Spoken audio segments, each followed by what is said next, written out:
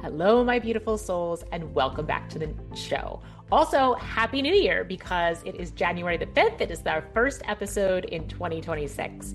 I hope you had a beautiful New Year's and you were surrounded by people you love and did something that made your heart expand. In honor of the new year, I thought we would do a few episodes, a series on manifestation. I know this is a time of year when a lot of people are thinking about what they want for the coming year. And I think that manifestation is a topic that feels big and confusing for a lot of people. But manifestation has been around for thousands of years. The ancient yogis were doing it. And now science is proving that it's not woo-woo, that it actually works. So it's pretty simple, but as we say on this show all the time, simple doesn't always mean easy. So today we're going to talk about the 3 steps of manifestation. And then in the upcoming episodes, we're going to talk about how we stay in alignment with those 3 steps. Before we do that, I want to invite you to sign up for my newsletter. The link is in the show notes. I send out a newsletter every week. It covers a different topic than we talk about on this show. It's very readable, bite-sized, easy to consume, should make you feel really good, give you something to think about. And it's another way of staying in touch with me where I can tell you guys about what I'm offering in the upcoming year. I have a lot of workshops planned, and so you'll be able to hear about those. It's also a great way to just reach me. If you have a question about the show or about something that I've been teaching, you can just reply to one of those emails and I answer them all myself. I will always reply to you. So it's a great way for us to be in contact and also a great way for you to learn more, help you grow and evolve more on this spiritual path. All right, my friends, now on to the 3 steps of manifestation. Okay, so the 3 steps to manifestation, that's what we're talking about. I first want to say that manifestation sometimes it feels confusing or can feel confusing, but it's actually pretty simple. It doesn't mean it's always easy. We talk about that a lot on this show, simple versus easy. So it is not complicated, but it does require certain things of us that as human beings can feel hard. So we're going to go through that. We're going to talk about what those things are. And in future episodes, I'm going to help you. I'm going to give you some practices to help you with those things that feel a little bit harder. Okay, so in the coming year, I want you to think about what you would like to manifest in the following 5 areas. Your health, right? Physical health, mental health, spiritual health. Your relationships, maybe in a partnership with your children, parents, siblings, friends, coworkers, any relationships that stand out to you, things that you would like to manifest in those relationships. It could be manifesting a person that shows up in your life or a change in a relationship that you already have. Your work. What would you like to manifest in your work? And this could be your job that you go to every day and that you get paid to perform. Or it could be the deeper work of your life. And that may be the same thing, right? It may be the job that you do every day. But it doesn't have to be, is my point. So the deeper work could be what you feel called to bring forth into the world, whether that be how you parent, what you create, how you show up. What is your work? This aligns with the concept of dharma. What is your soul's purpose? Whether you get paid for it or you don't get paid for it, and what do you want to manifest in that area? Money is our 4th category. Do you want to manifest a certain amount of money? Do you want to manifest a raise? Do you want to manifest paying off some debt? Right? What do you want to manifest around money? And you don't have to have something for each one of these categories, right? Maybe you feel like your financials are fine and you're not really desiring any change there, or you love your work and you're not desiring any change there. These are categories that you can use to define what you want in 2026, what you want to manifest. It doesn't mean you have to have something in every category. Material possessions would be the 5th one.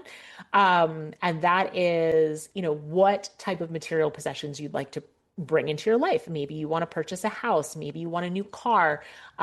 Maybe you want a big vacation that has been out of reach for a while. Material possessions can include experiences. So, thinking about what you want to bring into your life in 2026 regarding material possessions.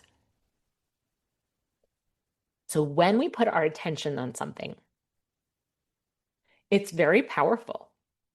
I want you to take just a moment and scan your body to see if you have any pain anywhere. If you're a midlife woman like me, you probably do in different areas of your body. So, just taking a moment, maybe to close our eyes and just scan your body from head to toe, looking for any area of discomfort. And when you find it, just rest your awareness there. Just focus on it.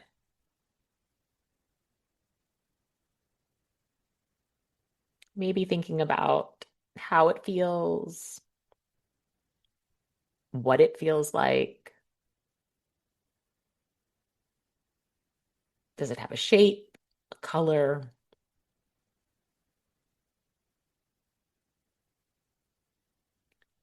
It's continuing to place your attention on that area of discomfort in your body.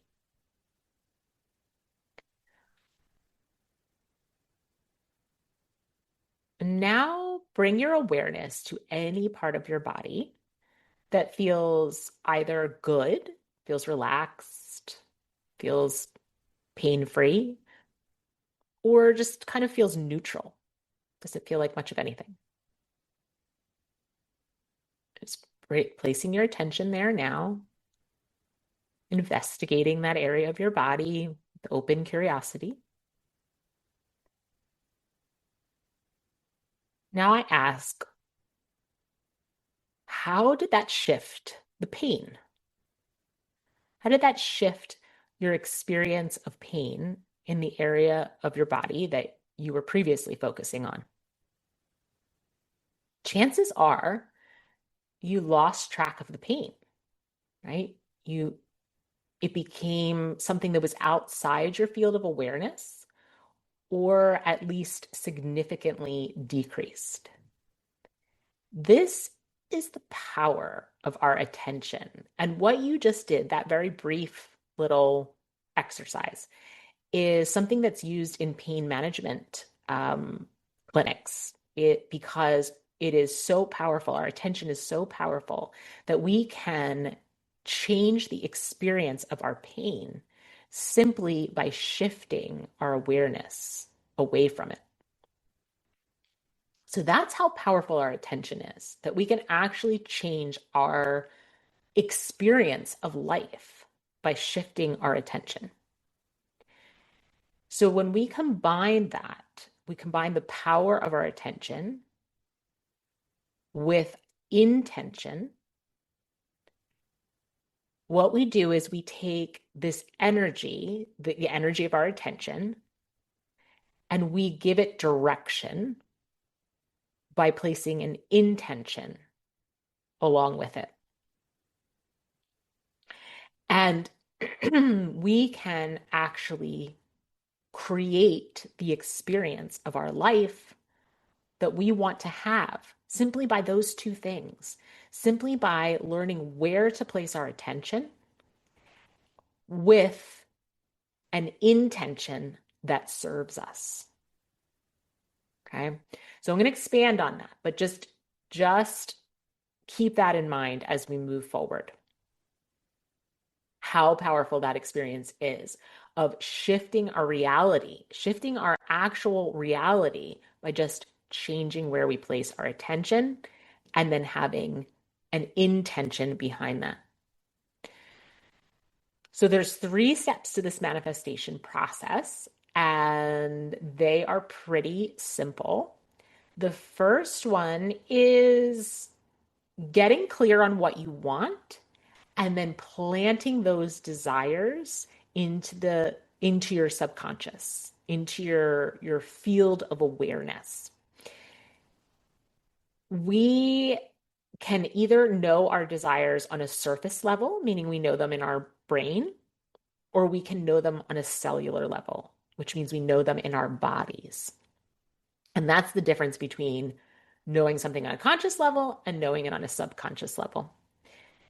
The most powerful way to energize our attention and intention is to know it on a cellular level, to plant the seeds of our desires in our subconscious. And Roger Gabriel, I love this description that he gives. He's a meditation teacher, and he says, imagine throwing a stone into rough, choppy water. The stone is our desire. When we throw the stone into the choppy water, likely we don't really see any impact on the water. The stone just drops, and because the water's already so turbulent and there's so much movement, we don't see any ripple outward. We don't see any impact. Okay, that's our busy mind. When the water is very choppy and rough and turbulent, that is a mind that is very fragmented and the attention is being pulled in various directions and we're ruminating, right? That's our what we call our monkey mind. So when we place a desire or an intention into the monkey mind, we don't really see big impacts because the mind is so chaotic that it doesn't spread. The energy of that intention doesn't spread. Now imagine you are beside a still water pond and it is so still that it looks like glass. And you take that same desire, that same intention, and you throw it into the still water. What do you see? You see all those beautiful ripples outward, right? That's what placing our intention into the subconscious, into a calm mind does. It takes this desire and it plants it into our subconscious.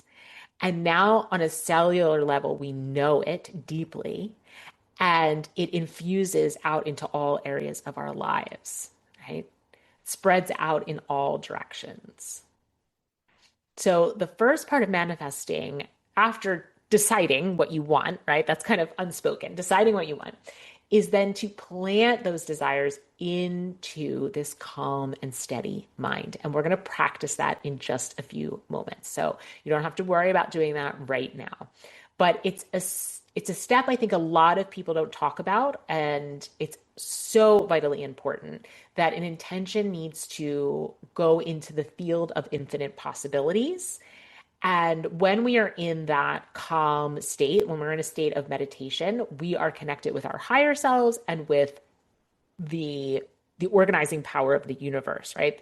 The with consciousness, divine God, right? So when we are in that open and receptive state and we plant a desire, it's like a rocket ship, right? It sends it straight up from our bodies and minds to our higher selves, then to the universe. And the universe gets to help play with it with us, right? We co-create with the universe. We don't do this alone. Our energy and the energy of the universe, remembering back on that example that the universe is like the ocean and we're a wave of the ocean. So we don't do it alone, right? We have our own energetic imprint, but we're just part of the bigger source. And so we do it all together. But we have to get in contact because we're here on this physical plane. We want to get contact with that greater source. And we do that by calming the mind and calming the body. That's how we get access to something that is larger than ourselves. So the first step is planting that seed into our subconscious. The second step is surrendering the outcome. And this is really hard. I mean, when you deeply desire something, to then deeply desire it and take actions to bring it into your reality, and then kind of say, well, I don't really care if it comes true or not. That is hard, okay? But that is what we need to do. Because when we hold on to a desire too tightly, when we essentially strangle it because we want it so badly and we can't really see any other option, we're cutting ourselves off from the creative energy of the universe. I just mentioned we co-create with the universe. So because we have a desire that we want to manifest, doesn't mean that that desire will show up for us in exactly the way that we envisioned it. It may, it could, but it also may show up differently. So we have to leave room for that. We have to leave space for that co-creation with the universe. And it's like cutting ourselves. Well, if we can see only one way and we think there is no other option, we're not allowing the universe to work with us. It is like cutting our blood supply off, and you are strangling this desire. So the work is to have the desire, to be very clear on what it is you want and why you want it, right? Being clear on what you want, that's your attention. You're placing your focus exactly on what you want. The intention is why you want the desire. Being very clear on those things, but at the same time, accepting whatever is in the highest and best. Trusting, right? Having faith that what will come forth will be in your highest and best. Very, very, very difficult. Deepak Chopra, there's a quote I love by him about this concept. And he says, holding on to a desire too tightly is like holding your breath. You will suffocate. And the only way to get anything in the physical universe is to let go of it. Let go of it, and it will be yours. So, how do you know? How do you know if you're suffocating your desire, right? How do you know if you're not surrendering? It will feel hard. You will feel like you are swimming upstream. You will feel tense in your body. You will feel out of alignment with your soul's mission. We talked about your soul word, your soul word for 2026. It will feel out of alignment with your soul word.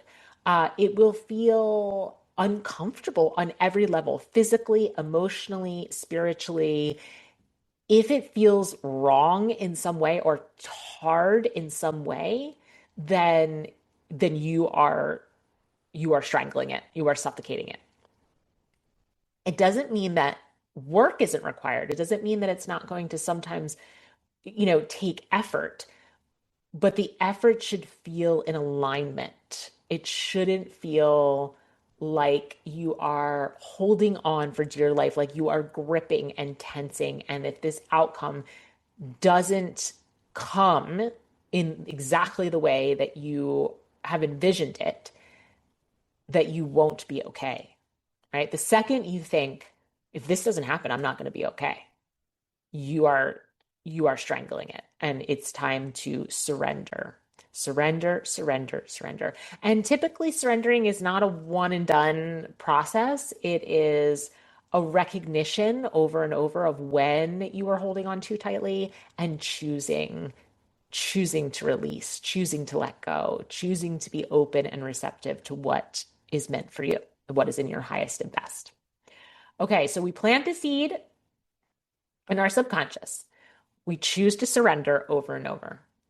Then we focus on what we desire. Now, that sounds kind of silly. You're like, of course, I'm focusing on what I desire.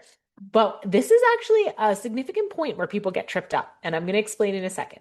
So, focus on what you desire and then hold the energy of that desire. So, let me give you an example. Let's say you're experiencing pain in your knee.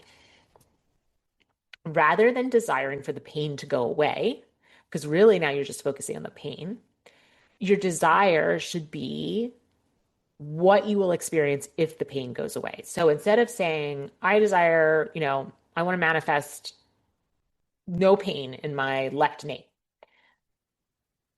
you would say, I want to manifest being able to run, being able to jump, being able to dance, being able to hike, right? What will happen in your life as a result, as an outcome of not having pain in your knee? What do you really want, right?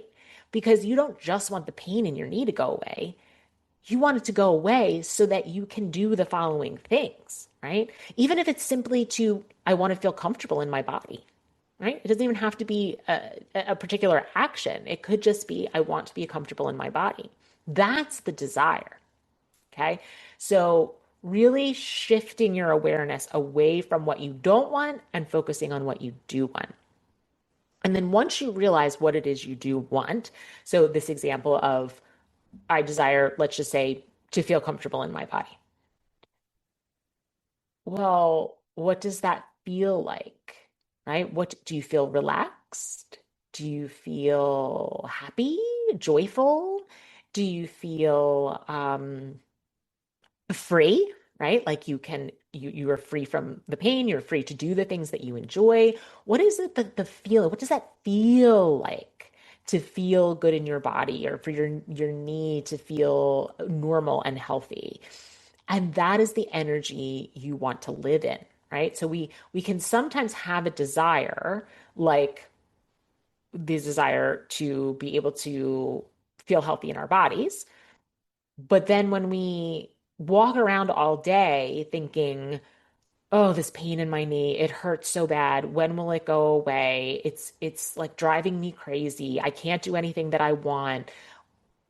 That's not holding the energy, right? That's not the holding the energy of feeling good, of feeling free, um of feeling relaxed, right? That's not the energy we're holding. We are saying that's what we desire, but we're actually putting out is this all these other energetic imprints that are exactly the opposite of what we do want.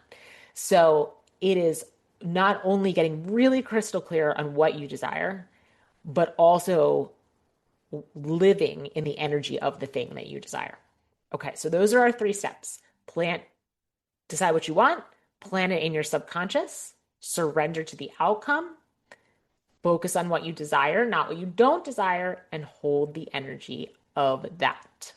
Okay, so let's practice together. Let's do a little meditation. We're going to work on planting these seeds in our subconscious. So if you are someplace where you can relax and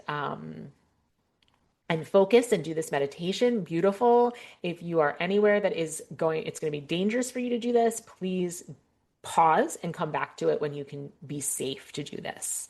So just take a few moments here, find yourself a comfortable place to sit or lay down, and we will get started. Okay. So wherever you are, I invite you to either close your eyes or just take a hazy gaze on the floor. We're just going to come to our bodies here, just feeling our bodies supported by whatever is beneath us.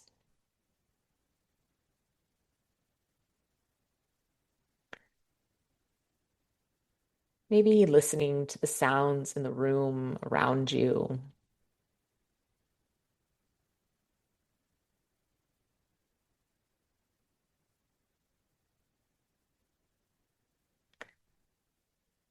And then bringing your awareness back into your body and feeling your breath.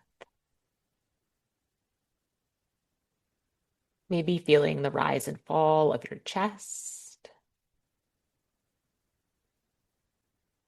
Maybe the expansion and contraction of your belly.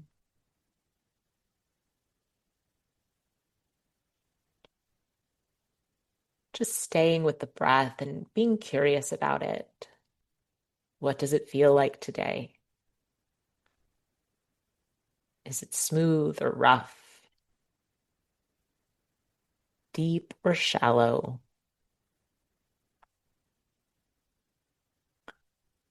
Fast or slow? No need to make judgments or have any commentary on those answers. Just watching with curiosity. And now ask yourself,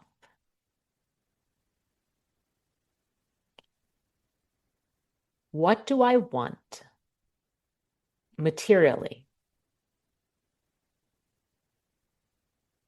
My home, my personal possessions, Is there something I deeply desire? And as you listen for this answer, just placing your awareness in your heart center in the center of your chest. Imagine breathing in and out of that space. Just listening for any answers that arise.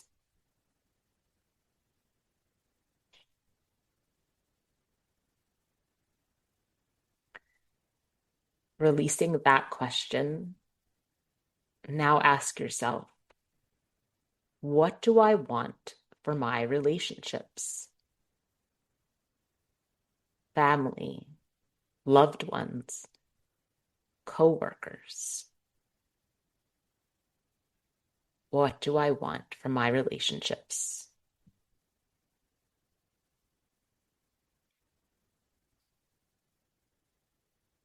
Again, just allowing answers to arise. No expectations, no judgments. Just seeing what floats to the surface.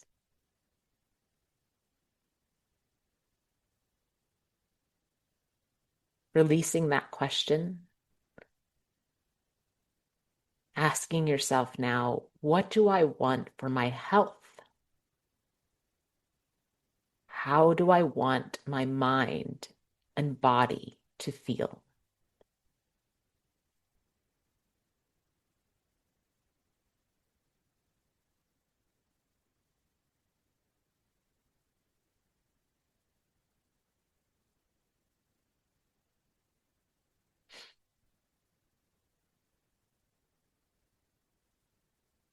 Once again, releasing that question. Now asking yourself, what do I want my work to be?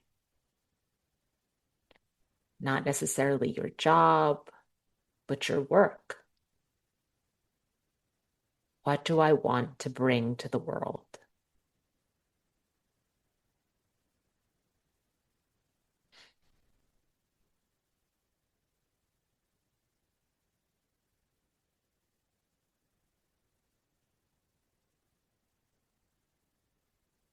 And now we'll ask one final question. What do I want for the world? How do I want to see the world change over the coming year?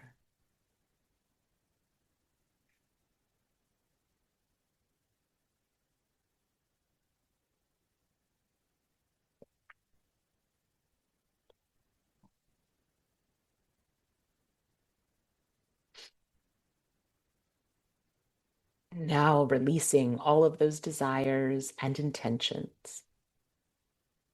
Allow the breath to carry them into the silence of the field of infinite organizing power.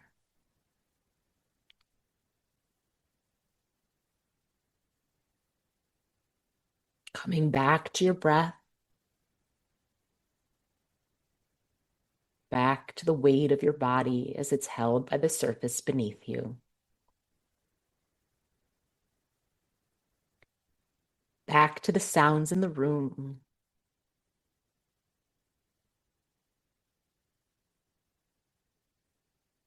And when you feel ready, blinking your eyes open gently and taking in the space around you. I invite you to journal these out. Journaling is a really powerful exercise when it comes to manifestation. Get as specific as possible.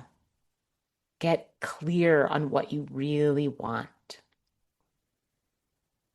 And then each day, take a moment, maybe first thing in the morning or right before bed, to read through them, to read through your desires and to feel the feelings that you would feel if they came true.